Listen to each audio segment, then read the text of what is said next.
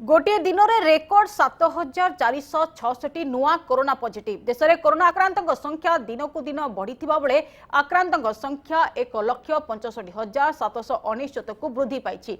एमध्य 89,987 जन सक्रिय संक्रमित विभिन्न कोविड हस्पिटाल में चिकित्साधीन थिबा बेले 71,106 जन सुस्थ हो घर को फेरी। सेहीपरि देश में कोरोना मृत्यु संख्या 4,706 रे वृद्धि पाई। 24 घंटे 7,466 नुआ आक्रांत चिन्हट होइथिबा बेले 175 जनक मृत्यु होइछि। महाराष्ट्र में स्थिति अधिक जटिल होइछि। एठारे सर्वाधिक 59,546 जन कोरोना आक्रांत होइथिबा बेले मृत्यु संख्या 1,982 को वृद्धि पाइछि। सेभଳି गुजरात रे कोरोना मृत्यु संख्या 960 को वृद्धि पाइथिबा बेले मध्य प्रदेश रे 321 और दिल्ली रे 316 जनक मृत्यु होइछि।